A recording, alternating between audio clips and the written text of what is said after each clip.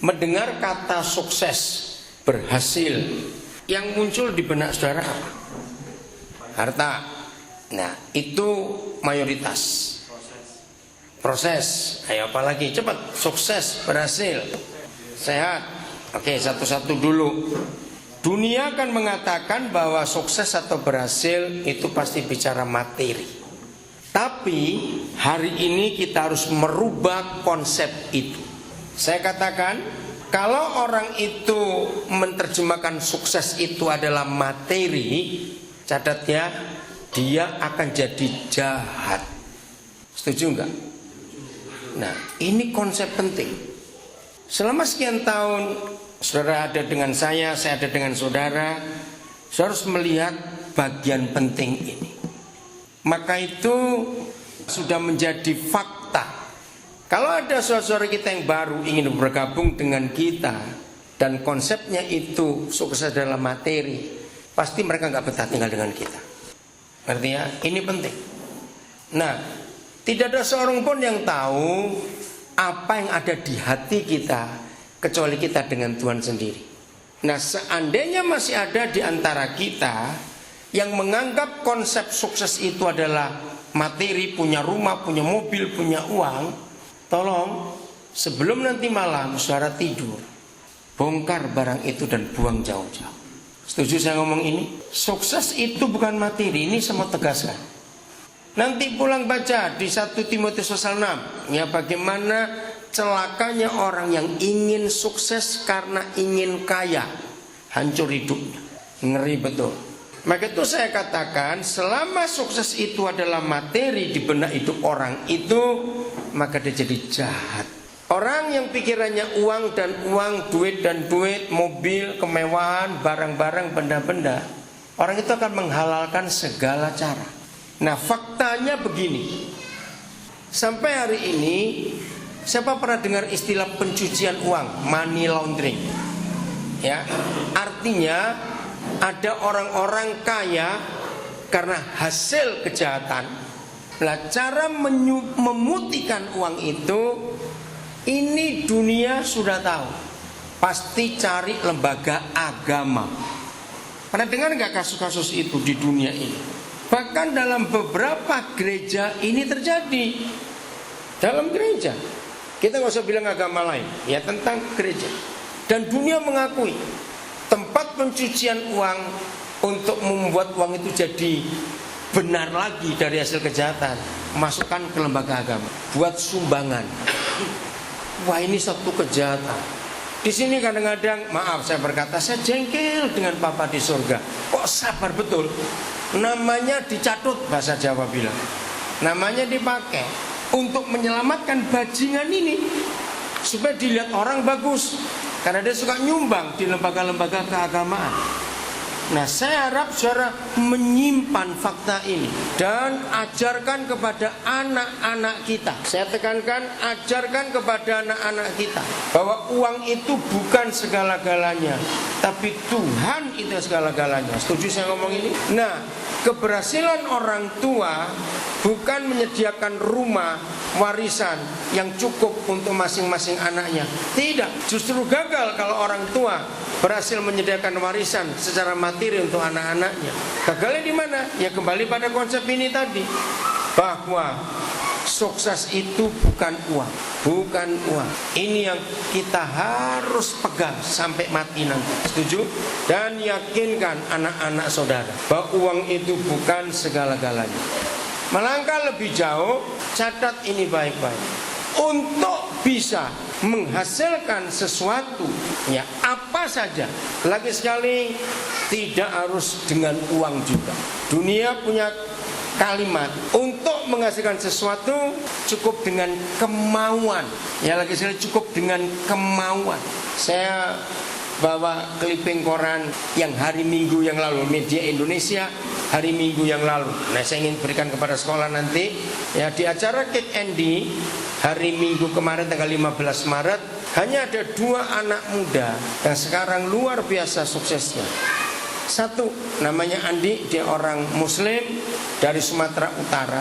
Dia keluar dari sekolah Karena sekolahnya nggak tegas, sebab anak-anak mencontek dibiarkan dan dia keluar. Saya ngikuti anak ini sejak tahun yang lalu 2014. Ini anak luar biasa. Sekarang dia jadi motivator hebat. Yang kedua anak dari Gunung Kidul, namanya Andreas. Berhasil juga. Nah, dua-dua ini orang nggak punya uang, tapi punya kemauan. Nah, Tuhan Yesus pernah berkata begini, siapa yang mempunyai dia akan ditambah, yang nggak punya akan diambil. Itu lama sekali saya merenungkan.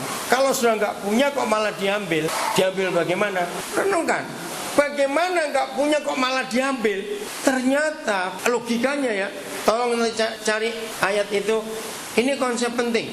Ketika Andi ini saya perhatikan, akhirnya dia keluar sekolah. Dia cari sekolah yang nggak ada nyontek. Yang mana dapat? Tapi anak ini nekat. Akhirnya dia ngambil persamaan dan dia lulus. Dia nekat kuliah tapi sulit karena cuma ujian persamaan. Akhirnya dia ngambil UT dan dia berhasil lulus. Nah sekarang dia tuh punya bimbingan belajar ratusan, gak cuma puluhan. Nah dari situ orang-orang yang punya uang melihat dia gak punya uang, tapi dia punya kemauan. Nah akhirnya ini konsep Tuhan Yesus, yang punya akan diberi. Ngerti gak maksudnya itu? Tapi kalau yang nggak punya akan diambil. Nah saya tanya, yang diambil apanya? Nggak punya kok.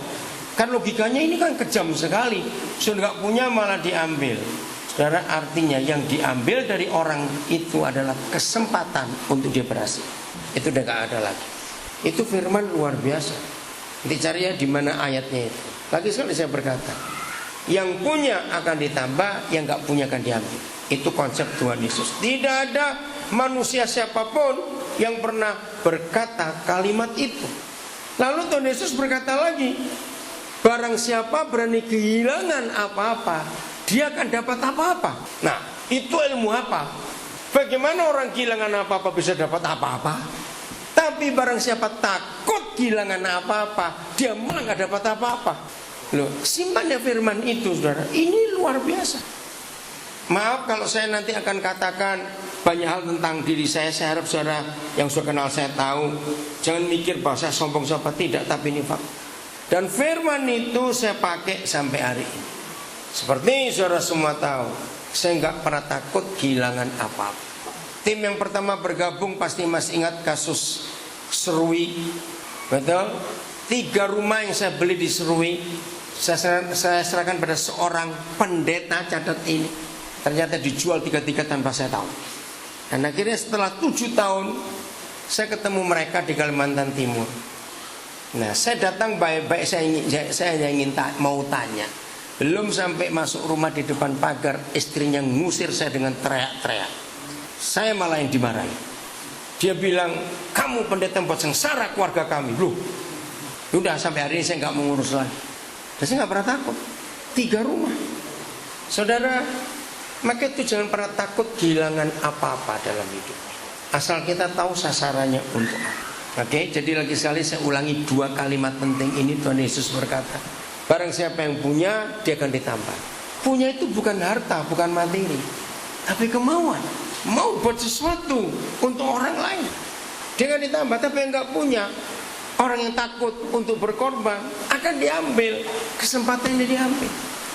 Lalu Tuhan Yesus berkata, barang siapa yang takut kehilangan apa-apa, dia malah kehilangan apa-apa.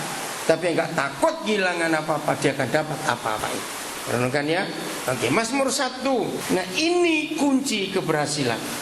Saya baca ayat 1. Berbahagialah orang yang tidak berjalan menurut nasihat orang fasik, yang tidak berdiri di jalan orang berdosa, dan yang tidak duduk dalam apa?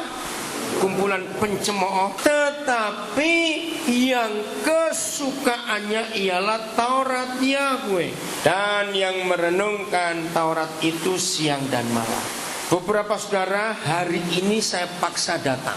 Ya, yang merasa saya paksa hari ini mungkin sambil marah-marah juga karena takut sama saya. Saudara gak rugi pokoknya. Dengarkan, saya bilang kepada beberapa saudara yang gak mau datang hari ini, saya berkata begini, kalau kamu hari ini mendengar firman Tuhan yang Tuhan suruh saya sampaikan, dan kamu laku, percayalah itu modal sampai kamu tua dan sampai akhir hidupmu nanti. Nah, sampai saya yakinkan kepada beberapa saudara, saya berkata, karena tahu ini orang bandel betul. Sampai saya berkata, mungkin hanya hari ini kamu dengar saya dan saya besok meninggal, dan saya jengkel dengan dia. Diajak alasannya banyak sekali. Kalau kamu datang hari mendengar firman yang kamu nggak akan rugi. Kamu harus mikir, kalau saya maksa kamu pun untung apa saya? Betul tidak?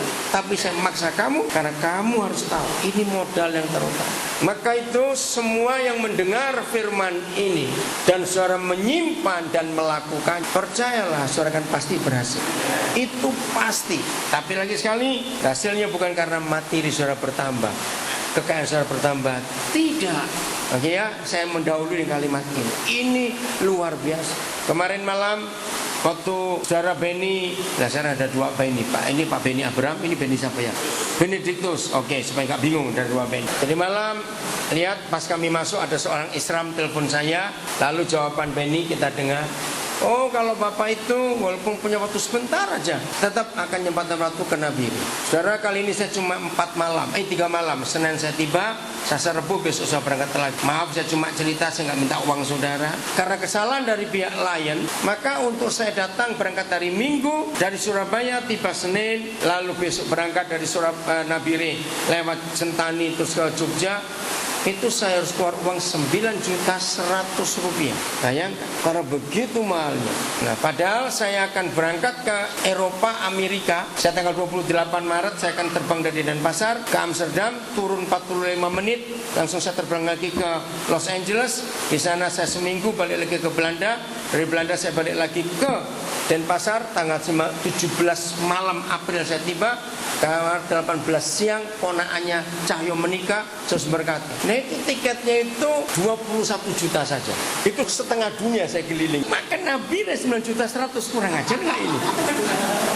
Memang Papua ini mahalnya luar biasa. Cerita ini kepada saudara. Kalau saya mikir untung rugi, untuk apa 3 hari, 3 malam 4 hari, saya keluar 9 juta lebih. Tapi saya ketemu saudara orang-orang hebat ini. Kalau saudara praktekkan firman ini, triliunan pun gak akan terhitung. Kalau saudara masing-masing berhasil melakukan firman Tuhan.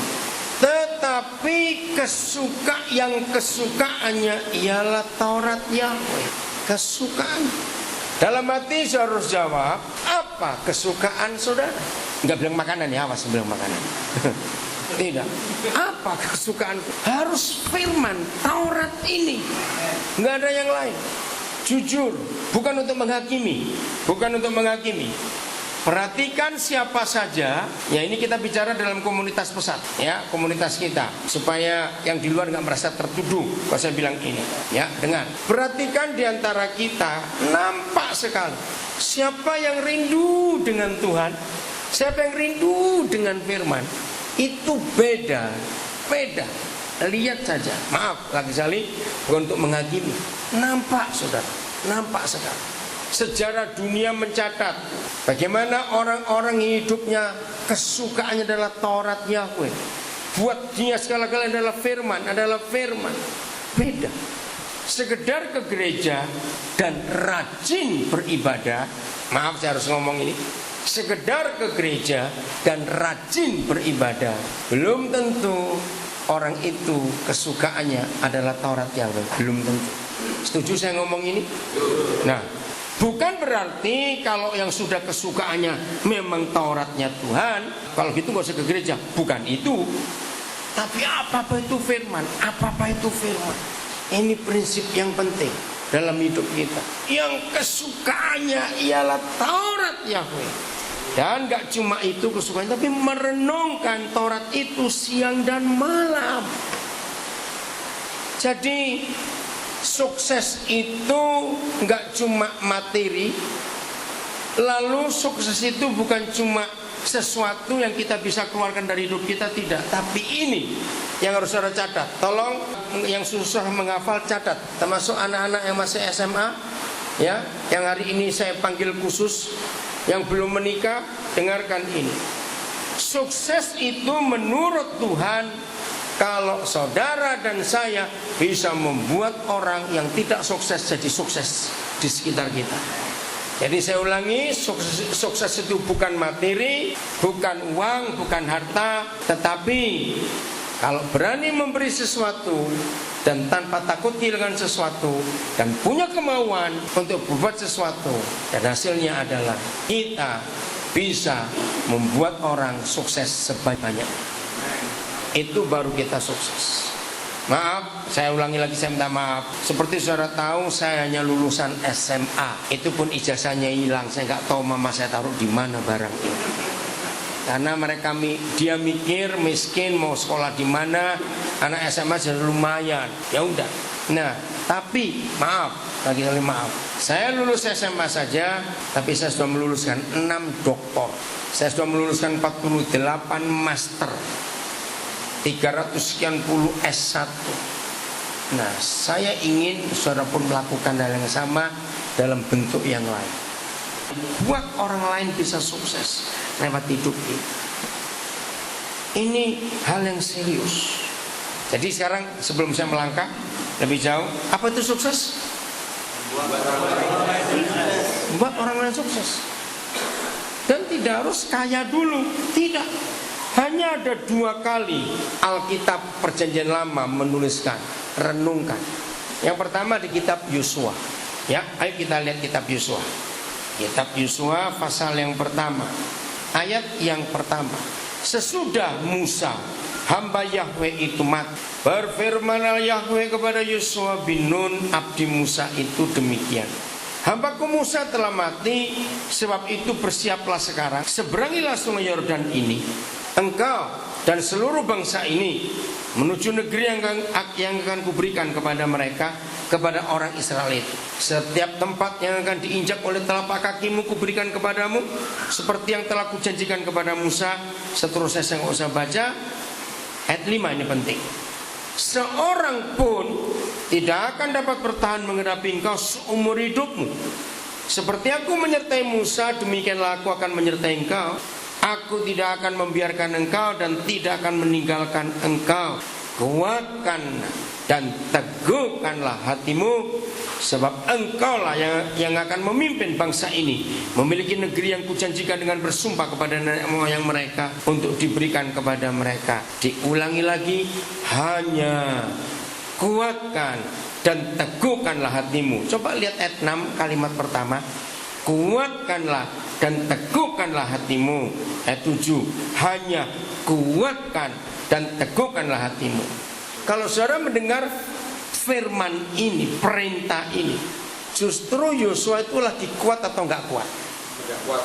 Betul, lagi enggak kuat. Alasannya satu, ya, dengar, alasannya satu. Dia ingat waktu Musa memimpin bangsa itu. Bangsa itu kurang ajar enggak pada Musa? Sangat. Pemberontakannya maki-maki, beraninya pada Musa luar biasa.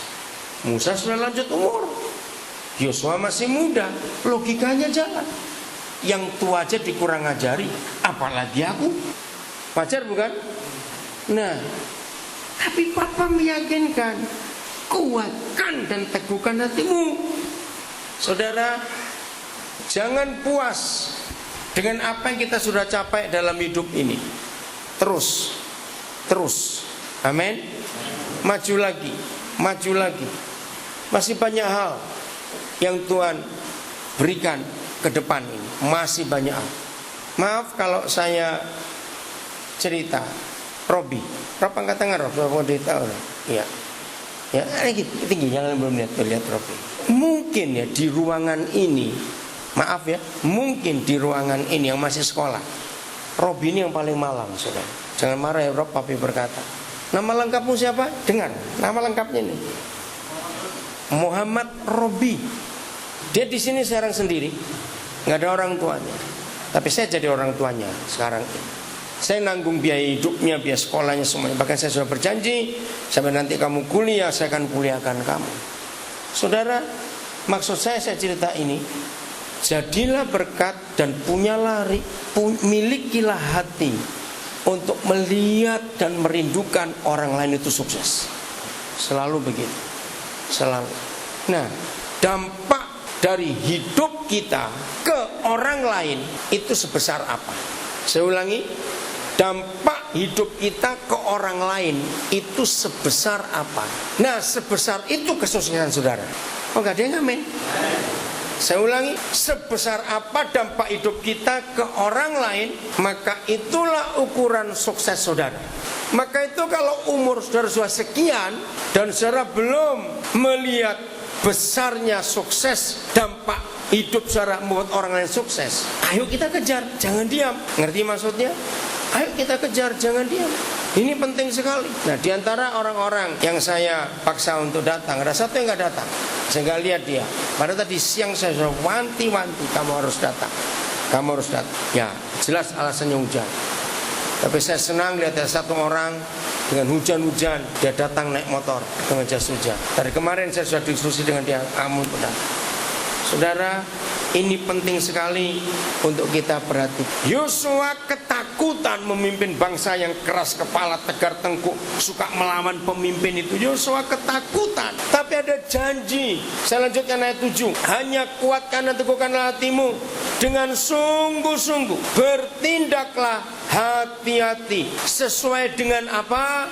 Seluruh hukum yang telah diperintahkan kepadamu oleh hambaku Musa. Janganlah menyimpang ke kanan atau ke kiri, supaya engkau beruntung kemanapun engkau pergi. Saudara, bentuk dari yang kesukaannya ialah firman-Nya. Bentuknya apa? Bentuknya adalah bertindaklah dengan teguhkanlah hatimu dengan sungguh-sungguh. Nomor 1, bertindaklah hati-hati, jangan sembrono, sesuai dengan seluruh hukum. Ingat, Papa kita nggak cuma berkata dengan hukum, tapi seluruh hukum yang telah diperintahkan kepadamu oleh hambaku Musa. Terus dipesan lagi, jangan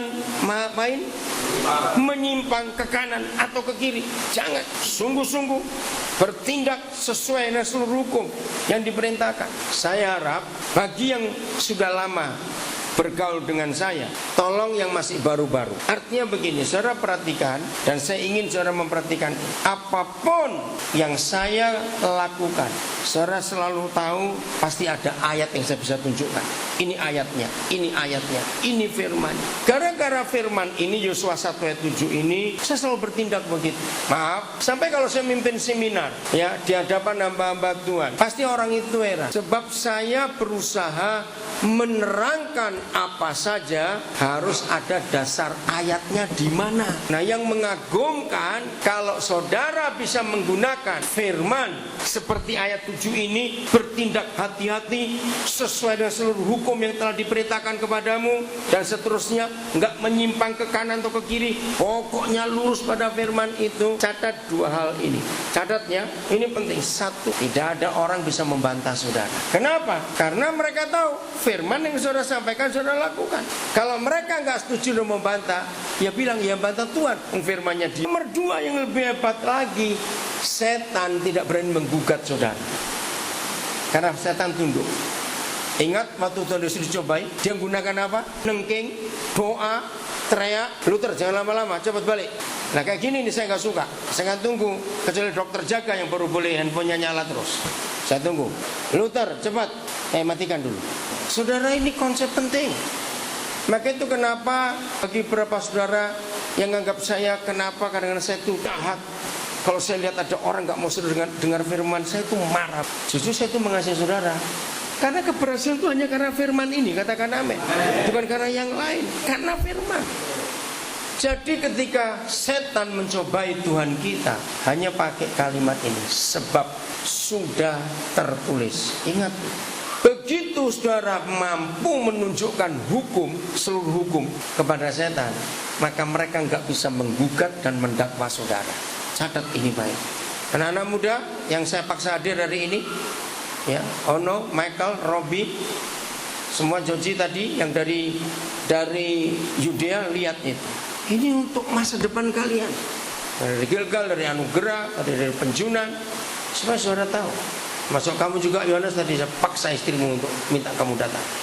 Ingat, kesukaannya firman, yang kesukanya Taurat Yahweh, itu artinya firman ini apa-apa kita lakukan dengan firman, apa-apa kita lakukan dengan firman. Bukan menghafalkan ayat untuk menghantam yang lain, tidak. Tapi ternyata setan itu paling takut kalau kita melakukan firman. Karena waktunya nanti pelajari. Kenapa Yusuf bisa berhasil dalam penderitaannya? Karena dia taat pada firman. semua saudara kita di Alkitab itu karena firman. Kenapa Paulus dengan Petrus bisa beda? Nanti saudara temukan Petrus masih banyak miring-miringnya. Kalau Paulus tegas, itu bedanya. Dan ternyata berhasil. Jadi firman ini harus segala-galanya. Jangan berani melawan, jangan berani melanggar firman ini. Jadikan firman ini modal utama untuk kehidupan kita. Jadikan. Maaf kalau saya harus berkata kalimat yang tidak baik ini, ya. Jadi kalau saya itu ketemu orang hidupnya jungkir balik, hidupnya kalang kabut, ngerti kata itu ya, saya cuma tahu satu, pasti dia kesukaannya bukan firman Tuhan, walaupun dia rajin ke gereja. Sebab orang yang hidupnya kesukaannya adalah firman Yahweh, yang tidak menyimpang ke kiri ke kanan, yang seluruh hukum diperhatikan dengan baik-baik, yang bertindaknya hati-hati, orang itu pasti akan sukses. Itu pasti, nggak mungkin tidak. Bagi saudara yang baru-baru bergabung, saudara jangan lihat keberhasilan kita sekarang ini. Tolong yang awal-awal bergabung ceritakan, walaupun tinggal beberapa saja yang awal-awal bergabung dari tahun 94 waktu itu. Salah satunya Pak Novi, Pak Puji ada di sini. Kita tuh dari awal nggak punya apa-apa. Pak Endi masih jadi saksi waktu awal mulai asrama, sering ngutang tokonya Pak Endi. Kalau tunggu uang ada baru. Saya nggak punya apa-apa. Tapi setelah ada hasilnya, orang melihat. Nah itu tadi, siapa yang punya akan diberi, kalau nggak punya akan diambil. Jadi kalau saudara melihat saya, lihat aja konsep yang saya ajarkan tadi. Secara materi yang untuk pribadi, jujur, saudara melihat saya orang kaya atau bukan? Untuk pribadi loh ya. Orang kaya atau bukan? Bukan. Tapi kalau orang melihat secara luar, begitu banyak yang ada. Tadi begitu masuk, Pak Obed cerita, Oden, saya masih tinggal di sini. Saya terus bilang, ini bukan milik saya dan bukan milik pesawat. Ini milik Tuhan dan milik siapa saja yang mau ini. Saya berkata pada Pak Obed, saya ngajari semua anggota tim, tidak ada seorang pun yang berasa ini milik saya, itu tidak ada. Maaf saya ngomong, walaupun saudara tahu saya yang jungkir balik istilahnya untuk mendapatkan aset-aset ini, tapi saya bersyukur enggak ada satupun yang saya miliki. Tidak. Saudara, itu yang buat setan itu takut. Katakan namanya. Ya, berkali-kali saya berkata kepada saudara, setan itu enggak takut pada orang yang suka doa puasa. Ya, setan itu enggak takut pada orang yang baca Alkitab terus-terusan, enggak. Tapi setan itu takut kepada orang yang melakukan firman Tuhan. Bahkan di kalangan hamba-hamba Tuhan, saya itu punya teori yang membuat mereka itu jengkel. Gini teori yang saya pakai. Untuk membuktikan Yesus itu cuma di mulut kita atau sudah di hidup kita, itu cuma satu buktinya. Saya ulangi, untuk membuktikan Yesus itu cuma di mulut kita atau sudah di hati kita, itu cuma satu. Artinya begini, banyak gak orang menyebut nama Yesus? Banyak. Matius 7 contohnya. Percuma kamu berseru aku Tuhan, Tuhan, tapi aku gak mengenal kamu. Loh kok bisa? Nah, satu-satunya cara buat orang itu ketemu orang kerasukan setan. Nah, nanti setannya akan tahu Yesusnya di mana di orang itu. Nah, itu banyak orang jengkel dengan saya. Ngerti gak maksudnya? Ingat kisah Rasul 16, anak-anak imam Skewa menyebut dalam nama Yesus, aku usir kamu. Mereka yang diusir balik. Ini bukti. Ini bukti. Jadi setan itu tidak takut pada Yesus yang di mulut kita, tapi setan akan takut Yesus yang di hidup kita. Bedakan itu baik.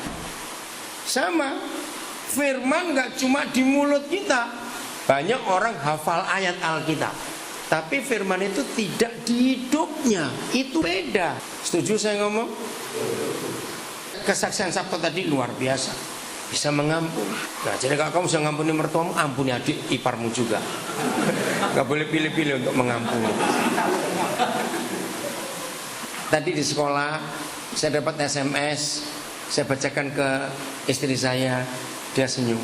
Saya di SMS oleh seorang pendeta yang mengambil rumah saya di Surabaya untuk mengundang acara ulang tahun dia yang ke-66. Nah, terus saya bacakan ke istri saya, berani ngundang juga ya dia. Sayang, saya nggak bisa hadir, acaranya besok. Nah, saya di Jogja. Nah, saya balas ini. Saudara, belajar seperti itu. Lakukan firman Tuhan.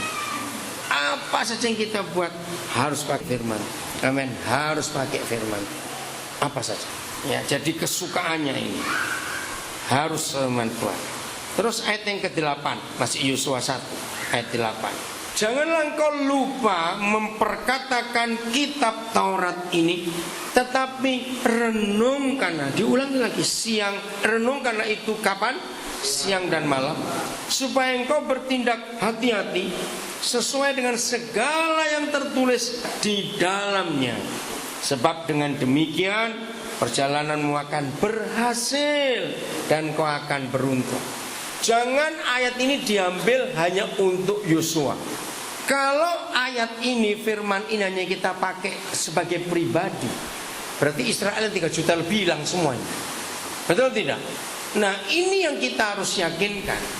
Kesuksesan dan keberhasilan kita, kalau kita bisa membuat sebanyak-banyaknya orang berhasil dari orang-orang yang kita pimpin. Maaf, saya ngomong lagi hal ini.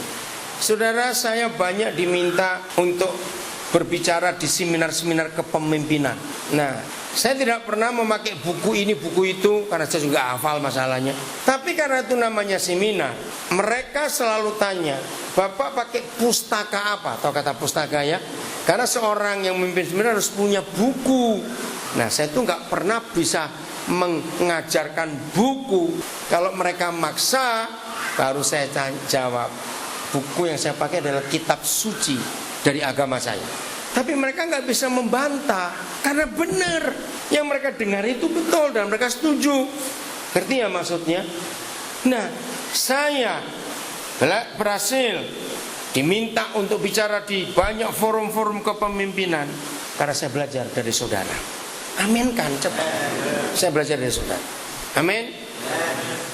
Bayangkan, mimpin orang 5 saja harus, itu logikanya harus punya otak 5, mulut 5, mata 10, telinga 10. Ngerti gak ilustrasi itu? Kenapa? Iya, karena masing-masing. Maka itu kalau saudara belum bisa memimpin dirimu sendiri, kau gak bisa memimpin orang lain. Nah, memimpin diri sendiri yaitu tadi ayat 7-nya. Bertindaklah hati-hati, jangan nyimpang ke kiri ke kanan, ikuti seluruh hukum yang ada, itu mimpin diri sendiri. Baru kita kan berhasil memimpin orang lain. Dan ini yang namanya sukses. Membuat orang lain itu sukses. Jelas ya? Ayo kita melangkah. Nah, jadi kata sebab dengan demikian perjalananmu akan berhasil dan kau akan beruntung, itu bukan dinilai ke hidup Yosua dan keluarganya saja, tidak. Sekian juta bangsa yang dipimpin itu semuanya lolos. Ngerti maksudnya? Maka itu kalau saudara berhasil hanya untuk keluarga sendiri, saudara termasuk gagal. Bagaimana orang lain di sekitar saudara? Berhasil atau tidak? Ketika Yusuf berhasil, yang berhasil satu negara. Loh, betul tidak? Pernah nggak sadar itu? Mesir waktu itu negara besar tidak? Zaman Yusuf. Wow, itu Amerika Serikat zaman sekarang. Teknologinya sudah maju, dipimpin oleh seorang mantan nabi. Loh, betul tidak? Yusuf kan mantan nabi, walaupun dia nggak salah, tapi tetap lulusan penjara. Dan dia berhasil buat seluruh bangsa itu. Nah, pria-pria, karena kita pertemuan para pria hari ini, ingat berapa waktu yang lalu, saya ingat itu di rumah Sabto kita belajar, seorang suami akan gagal kalau istrinya merasa aman karena dia melihat suaminya banyak duitnya. Catat itu. Masih ingat belajar itu? Saya ulangi. Sudah lama ini, tahu tahun lalu dia. Seorang suami akan gagal sebagai seorang pemimpin dalam keluarganya kalau istri dan anak-anaknya merasa aman ketika lihat suami dan bapaknya banyak duit. Itu gagal total. Sebab uang itu nggak pernah kekal. Tapi seorang suami disebut berhasil kalau istri dan anak-anaknya merasa aman karena suami dan ayahnya takut akan Tuhan. Catat kalimat ini penting. Maka itu jangan memaksa untuk punya duit banyak. Kalau nggak takut Tuhan, bajingan. Dah gitu saja sudah. Loh, betul tidak saya ngomong ini? Orang nggak takut Tuhan, duitnya banyak, itu pasti jahat. Maaf, saya tidak menghakimi. Dia akan menghalalkan segala macam cara. Maka itu saya sering berkata kepada banyak orang Kristen yang salah konsep. Kalau Tuhan memberkati aku, berarti aku harus kaya. Tidak. Setuju saya ngomong ini? Karena apa? Setan pun bisa beri duit kok. Loh, betul tidak? Setan bisa beri duit tidak? Bisa. Tuyul-tuyul bisa cari duit kok. Ke Gunung Kawi orang bisa kaya. Maka itu bukan uang ukurannya. Tapi kalau kita para suami takut akan Tuhan, dan istri kita melihat itu dan mereka aman bersama anak-anak, wow, kita suami yang berhasil. Jadi kalau istri menyanyi fals, ngerti maksudnya? Minta ini, minta itu. Kenapa adikmu bisa beli mobil, kenapa kamu tidak? Kenapa tetangga kita bisa beli ini, kenapa kamu tidak? Berarti saudara belum berhasil menunjukkan Tuhan yang hidup itu di hadapan istri dan anak-anak saudara. Saudara gagal. Jadi berhasil lagi sekali karena firman yang kita taat. Daud berhasil karena firman yang dia ikuti. Semuanya, ya. Nanti lihat. Oke, kita buka 1 Timotius 6 sekarang. Maka itu kesukaan kita ini apa? Kita harus tahu 1 Timotius 6. Ya, terima kasih yang dibetulin. 1 Timotius pasal yang ke-6. Tolong simpan firman ini. 1 Timotius pasal yang ke-6. Mulai ayat yang ke-6 sampai 10. 1 Timotius 6 mulai ayat 6 sampai 10. Memang ibadah itu kalau disertai rasa cukup memberi keuntungan besar. Saya stop dulu sebelum ayat 7. Coba saudara perhatikan, disertai rasa cukup itu bentuknya apa? Bersyukur, bukan? Puas, betul, tapi belum kuat. Disertai rasa cukup, hati yang senang, betul juga, tapi belum kena. Disertai rasa cukup itu nggak perlu punya uang banyak, nggak rakus, terima kasih. Lo betul nggak? Saya ulangi, disertai rasa cukup itu nggak perlu dengan uang banyak. Kok nggak ada yang amin sih? Amin. Nggak perlu. Banyak orang beribadah dengan maksud supaya dapat kekayaan. Banyak nggak? Banyak. Kita jangan seperti itu. Jangan mengenal Tuhan untuk jadi kendaraan menuju kaya. Jangan. Itu jahat sekali di hadapan Tuhan. Ingat itu. Ayat 7. Dan itu kalau ibadah seperti itu memberi keuntungan besar. Sebab kita tidak membawa sesuatu apa ke dalam dunia, dan kita pun tidak dapat membawa apa-apa keluar. Jadi sekalipun dia konglomerat orang terkaya, betul tidak bahwa semua kita itu asalnya miskin total? Apa itu? Ya, lahir telanjang. Jadi dari awal kita sudah miskin. Maka itu kalau saudara masih takut miskin dengan konsep sukses harus punya banyak uang, saudara salah. Dari awal kita sudah miskin. Maka itu nggak usah takut kalau nggak punya apa-apa. Yang penting cukup. Amin. Yang penting cukup. Maaf saya ngomong lagi. Salah satu alasan, ya, kenapa saya itu mudah memberi dan saya nggak pernah takut untuk kekurangan, karena saya bisa berkata cukup dalam hidup. Orang yang selalu takut untuk memberi ketika dia nggak pernah berkata aku cukup. Maaf saya kalau nyebut nggak semuanya, jangan tersinggung. Daniel tahun berapa kita pertama kali ketemu? Iya, Daniel itu kamu, saya lihat ke kamu kok, nanti saya lagi. 2004, 11 tahun yang lalu. Dia waktu itu masih kurus kering. Dia lebih kurus dari Aryo waktu saya pertama kali ketemu. Nah, saya nggak kenal dia, tapi Tuhan ngomong sesuatu. Saya ketemu di Kalimantan Timur. Saya mulai tanya, ya udah, dia sempat lari-lari dulu waktu itu, nggak mau nurut. Setelah ke pojok, kebanting-banting baru, ya udah. Ya, saudara bisa melihat bagaimana Tuhan membawa hidup saya untuk mempengaruhi banyak orang. Ya, saya nggak bisa cerita satu-satu di sini. Ya, saya masih juga Sabto waktu dibawa ke saya itu masih imut betul dia. Dia itu berumur berapa? 17 atau 16? 16 tahun. Kumisnya belum ada waktu itu. Nah terus saya tuh mikir, anak sekecil ini sudah ikut ke Papua, jadi apa nanti? Saya pikir begitu. Ya tapi Tuhan baik. Ya udah. Patokan saya cuma satu, itu firman. Siapa itu firman? Saya nggak pernah ngukur seseorang itu karena ininya, karena itu enggak. Pokoknya Tuhan bicara apa, saya taat. Cuma itu saja. Nanti jangan lupa Arsam dengan Ratna akan menikah 26 April. Jangan lupa ya. Masing-masing bawa sapi satu, babi satu. enggak. Nah, sama itu. Saya tahu ceritanya Ratna bukan? Jadi waktu ada tetangganya Ratna yang kenal saya, bilang, "Pak, ada tetangga saya ini, anak itu pengen jadi bidan dan maunya cuma ke Papua." "Oh ya, ayo kamu jadi bidan Papua, saya sekolahkan." Nah saudara, 4 tahun kuliah saya tuh nggak pernah ketemu dia. Cuma telepon ya, saya dorong dia untuk semangat begini begitu, saya biayai semuanya. Lulus, selesai wisuda, urusan surat-surat, tiba di Nabire. Tahu-tahu yang di pondok telepon, "Kalian tahu nggak Ratna itu Muslim?" "Hah?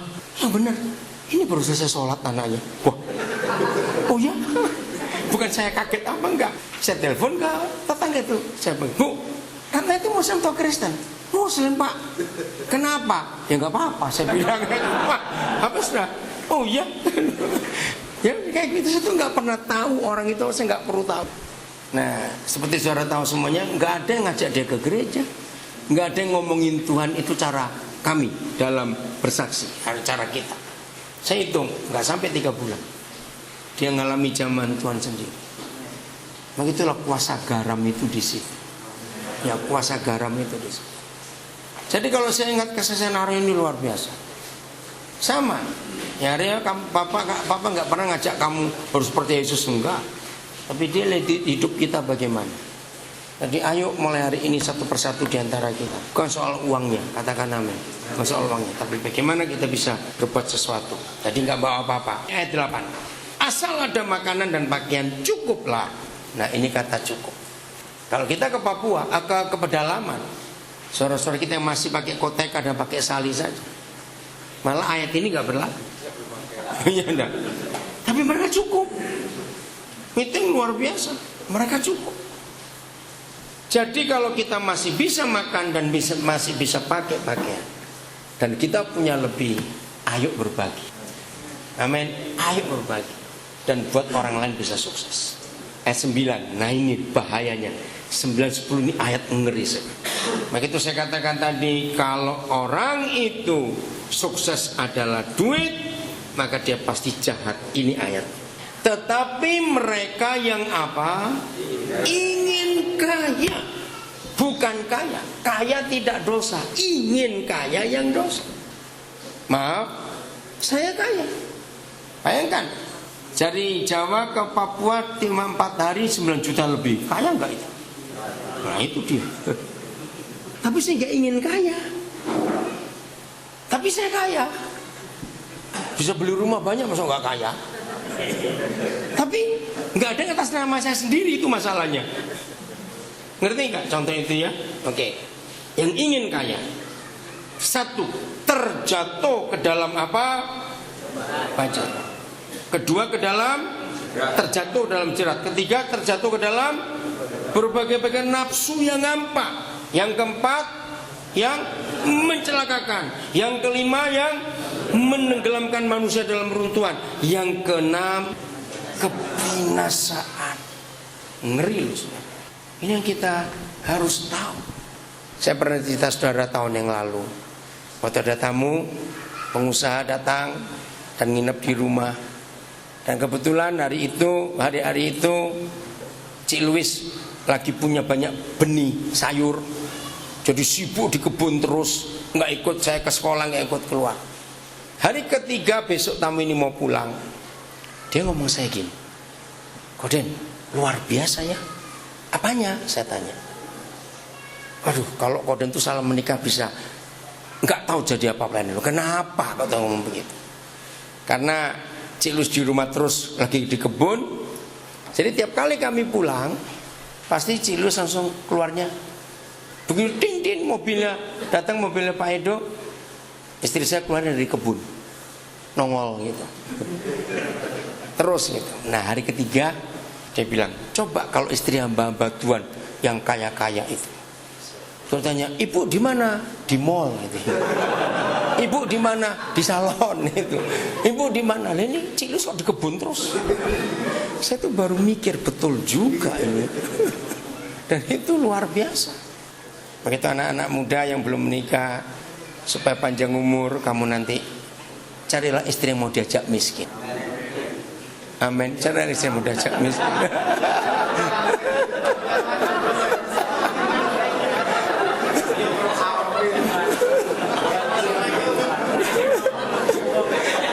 Sudah stop.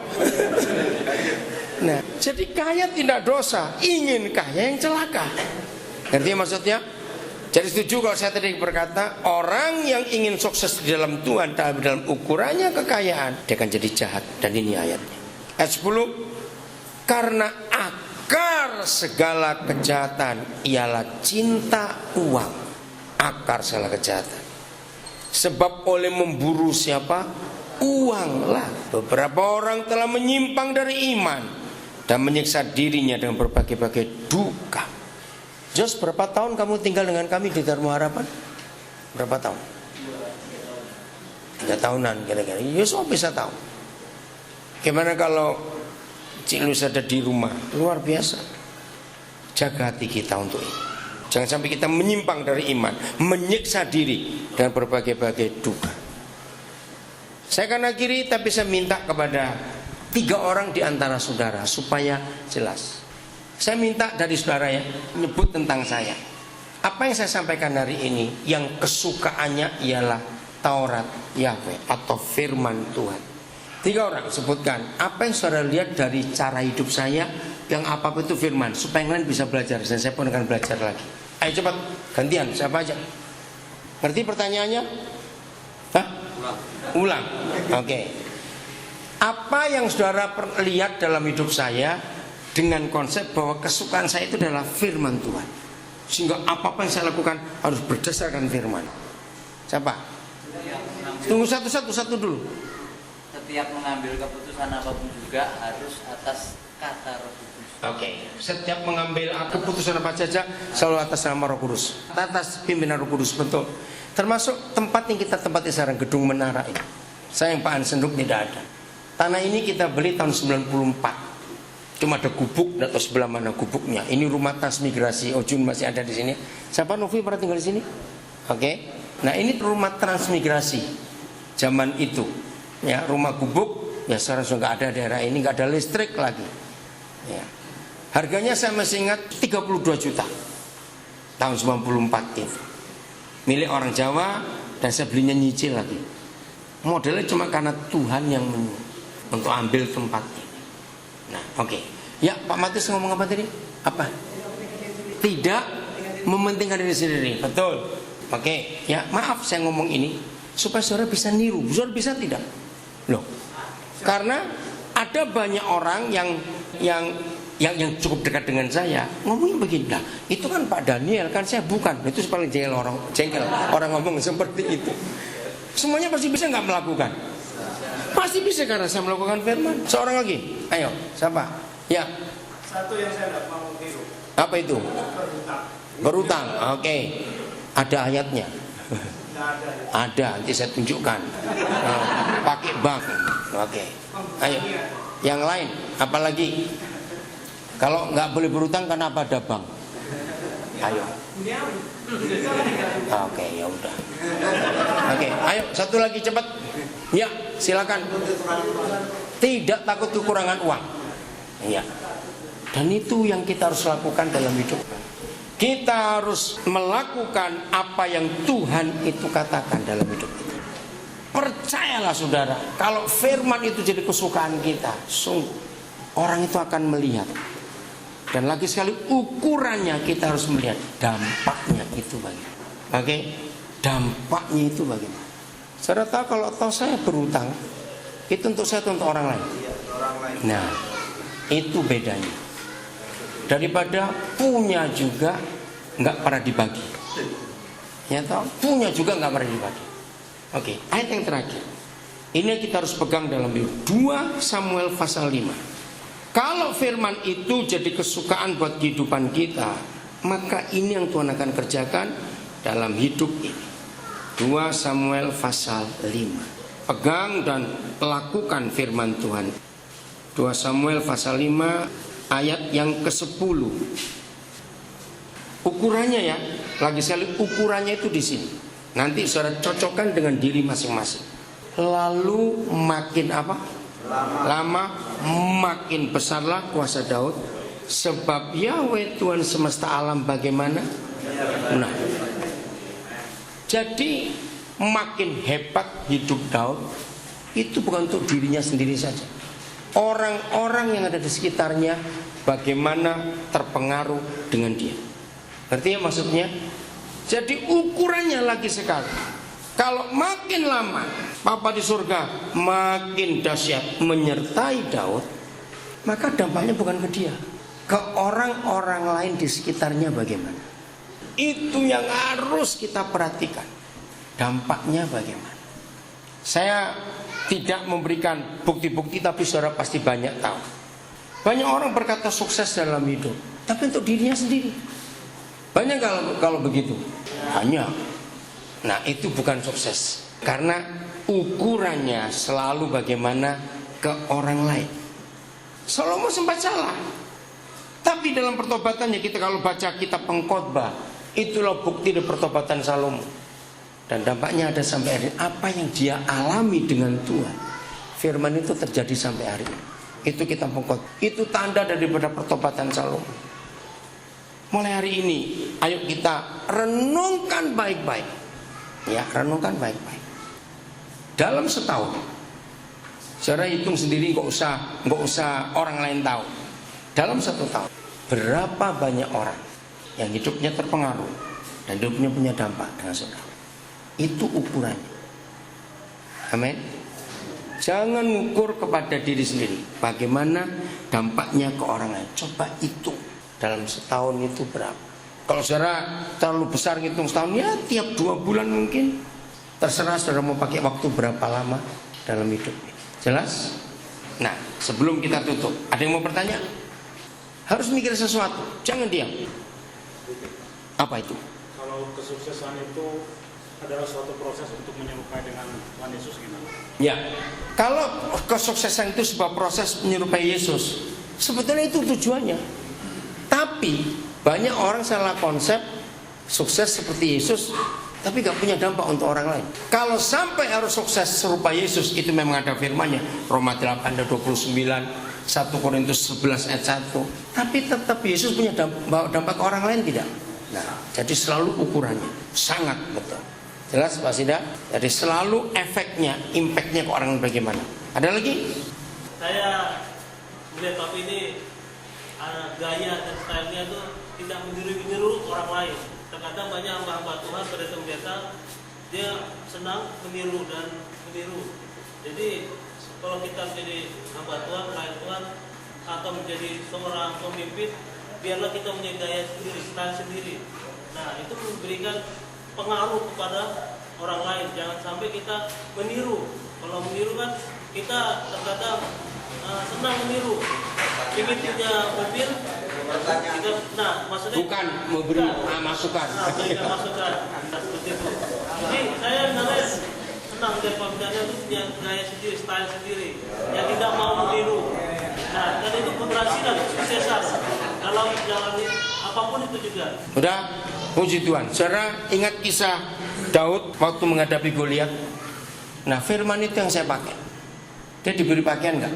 Pakaian perang. Dia mau jadi coba, itu kebesaran. Nah, itu artinya jangan pakai pakaian orang lain. Pakai apa yang ada di diri sendiri. Daud nggak cari senjata ini, senjata itu. Ya dia cuma punya ketapel. Ya sudah, ketapel itu yang dipakai. Nah, di sini kita melihat hebatnya papa kita. Dia itu unik. Bukan nanti beda loh ya. Uniknya di mana? Setiap pribadi kita itu dia titipkan, dia berikan sesuatu yang beda dengan yang lain. Nah, itu harus kita bongkar dan kita temukan. Dan itu keunikan yang luar biasa. Daud nggak bisa pakai pakaian orang lain. Yang kedua, ingat waktu papa pakai Musa. Musa kan tanya, apa tanda yang akan membuktikan bahwa engkau menyertai aku supaya Israel itu, supaya Firaun itu percaya dan Israel juga percaya. Masih ingat? Papa tanya apa kepada Musa? Iya. Apa yang ada di tanganmu? Musa sempat bingung. Kenapa dia tanya tongkat ini? Coba renungkan. Musa cari tongkat itu khusus atau ambil kayu sembarang saja? Sembarang.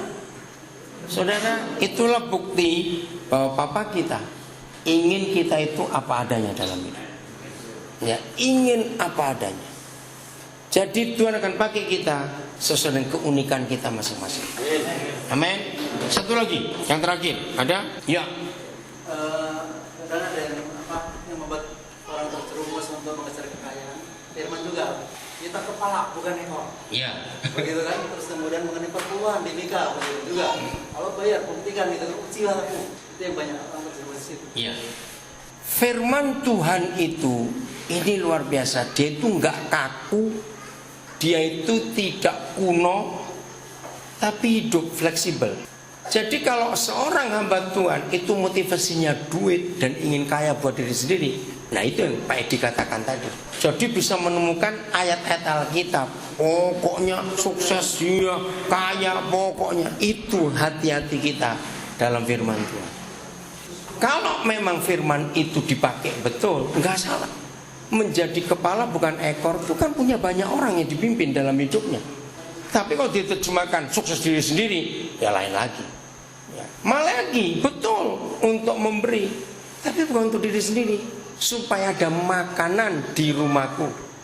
Jadi artinya kalau orang itu betul-betul melakukan firman itu, berarti dia memberi makan banyak orang, bukan makan diri sendiri. Ngerti ya? Jadi mulai hari ini untuk apa saja, ukurannya adalah bagaimana orang-orang di sekitarku. Ya, ukurannya apa saja, bagaimana orang-orang di sekitar. Jangan lupa konsep itu. Siap? Berarti ya maksudnya supaya di hari yang akan datang itu kita bisa menggunakan waktu sebaik-baiknya untuk punya dampak buat orang lain. Tuhan memberkati kita semuanya. Mendengar kata sukses, berhasil, yang muncul di benak saudara apa? Harta. Nah, itu mayoritas. Proses. Ayo apalagi cepat. Sukses, berhasil, sehat. Oke, satu-satu dulu. Dunia akan mengatakan bahwa sukses atau berhasil itu pasti bicara materi. Tapi hari ini kita harus merubah konsep itu. Saya katakan, kalau orang itu menerjemahkan sukses itu adalah materi, catatnya dia akan jadi jahat. Setuju enggak? Nah, ini konsep penting. Selama sekian tahun saudara ada dengan saya ada dengan saudara harus melihat bagian penting ini. Maka itu sudah menjadi fakta. Kalau ada saudara kita yang baru ingin bergabung dengan kita dan konsepnya itu sukses dalam materi, pasti mereka nggak betah tinggal dengan kita. Ngerti ya? Ini penting. Nah, tidak ada seorang pun yang tahu apa yang ada di hati kita kecuali kita dengan Tuhan sendiri. Nah, seandainya masih ada di antara kita yang menganggap konsep sukses itu adalah materi, punya rumah, punya mobil, punya uang, tolong sebelum nanti malam saudara tidur, bongkar barang itu dan buang jauh-jauh. Setuju saya ngomong ini? Sukses itu bukan materi, ini saya mau tegaskan. Nanti pulang baca di 1 Timotius 6, ya bagaimana celakanya orang yang ingin sukses karena ingin kaya, hancur hidupnya. Ngeri betul. Maka itu saya katakan, selama sukses itu adalah materi di benak hidup orang itu, maka dia jadi jahat. Orang yang pikirannya uang dan uang, duit dan duit, mobil, kemewahan, barang-barang, benda-benda, orang itu akan menghalalkan segala cara. Nah, faktanya begini. Sampai hari ini, siapa pernah dengar istilah pencucian uang, money laundering? Ya, artinya ada orang-orang kaya karena hasil kejahatan. Nah, cara memutihkan uang itu, ini dunia sudah tahu. Pasti cari lembaga agama. Pernah dengar nggak kasus-kasus itu di dunia ini? Bahkan dalam beberapa gereja ini terjadi. Dalam gereja, kita nggak usah bilang agama lain, ya tentang gereja. Dan dunia mengakui tempat pencucian uang untuk membuat uang itu jadi benar lagi dari hasil kejahatan, masukkan ke lembaga agama, buat sumbangan. Wah, ini satu kejahatan. Di sini kadang-kadang, maaf saya berkata, saya jengkel dengan Papa di surga. Kok sabar betul? Namanya dicatut, bahasa Jawa bilang. Namanya dipakai untuk menyelamatkan bajingan ini, supaya dilihat orang bagus, karena dia suka nyumbang di lembaga-lembaga keagamaan. Nah, saya harap saudara menyimpan fakta ini dan ajarkan kepada anak-anak kita. Saya tekankan, ajarkan kepada anak-anak kita bahwa uang itu bukan segala-galanya, tapi Tuhan itu segala-galanya. Setuju saya ngomong ini? Nah, keberhasilan orang tua bukan menyediakan rumah warisan yang cukup untuk masing-masing anaknya. Tidak, justru gagal kalau orang tua berhasil menyediakan warisan secara materi untuk anak-anaknya. Gagalnya di mana? Ya kembali pada konsep ini tadi, bahwa sukses itu bukan uang, bukan uang. Ini yang kita harus pegang sampai mati nanti. Setuju? Dan yakinkan anak-anak saudara bahwa uang itu bukan segala-galanya. Melangkah lebih jauh, catat ini baik-baik. Untuk bisa menghasilkan sesuatu, ya apa saja, lagi sekali tidak harus dengan uang juga. Dunia punya kalimat, untuk menghasilkan sesuatu cukup dengan kemauan. Ya lagi sekali, cukup dengan kemauan.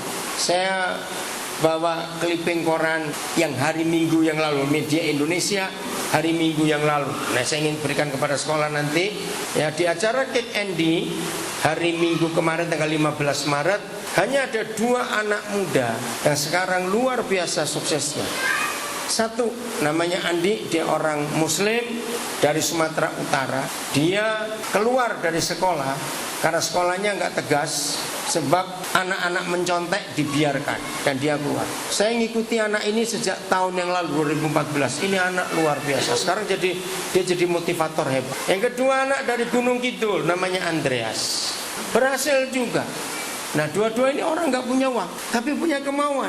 Nah, Tuhan Yesus pernah berkata begini, siapa yang mempunyai dia akan ditambah, yang nggak punya akan diambil. Itu lama sekali saya merenungkan. Kalau sudah nggak punya kok malah diambil, diambil bagaimana? Renungkan, bagaimana nggak punya kok malah diambil? Ternyata logikanya ya, tolong cari ayat itu. Ini konsep penting. Ketika Andi ini saya perhatikan, akhirnya dia keluar sekolah. Dia cari sekolah yang gak ada nyontek, yang mana dapat. Tapi anak ini nekat. Akhirnya dia ngambil persamaan dan dia lulus. Dia nekat kuliah tapi sulit karena cuma ujian persamaan.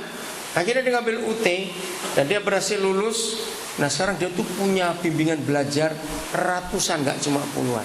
Nah, dari situ orang-orang yang punya uang melihat dia gak punya uang, tapi dia punya kemauan. Nah, akhirnya ini konsep Tuhan Yesus, yang punya akan diberi. Ngerti nggak maksudnya itu?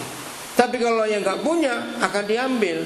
Nah, saya tanya, yang diambil apanya? Nggak punya kok. Kan logikanya ini kan kejam sekali. Sudah nggak punya malah diambil. Saudara, artinya yang diambil dari orang itu adalah kesempatan untuk dia berhasil. Itu udah nggak ada lagi. Itu firman luar biasa. Nanti cari ya di mana ayatnya itu. Lagi sekali saya berkata, yang punya akan ditambah, yang gak punya akan diambil. Itu konsep Tuhan Yesus. Tidak ada manusia siapapun yang pernah berkata kalimat itu. Lalu Tuhan Yesus berkata lagi, barang siapa berani kehilangan apa-apa, dia akan dapat apa-apa. Nah, itu ilmu apa? Bagaimana orang kehilangan apa-apa bisa dapat apa-apa? Tapi barang siapa takut kehilangan apa-apa, dia malah gak dapat apa-apa. Loh, simpan ya firman itu, saudara. Ini luar biasa. Maaf kalau saya nanti akan katakan banyak hal tentang diri saya. Saya harap saudara yang sudah kenal saya tahu. Jangan mikir bahwa saya sombong siapa, tidak, tapi ini fakta. Dan firman itu saya pakai sampai hari ini. Seperti saudara semua tahu, saya nggak pernah takut kehilangan apa-apa.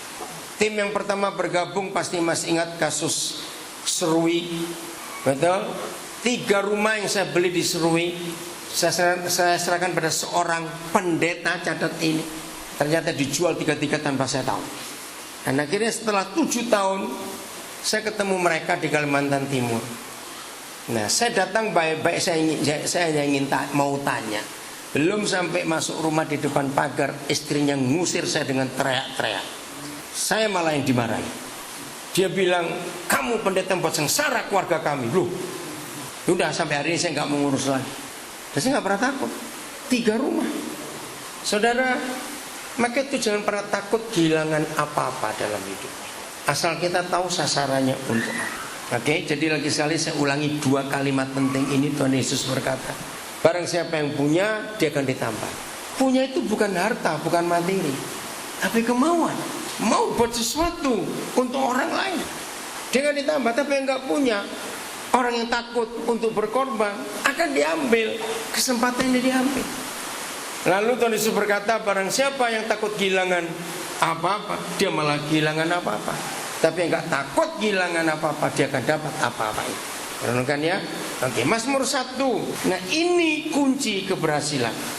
Saya baca ayat 1. Berbahagialah orang yang tidak berjalan menurut nasihat orang fasik, yang tidak berdiri di jalan orang berdosa, dan yang tidak duduk dalam apa?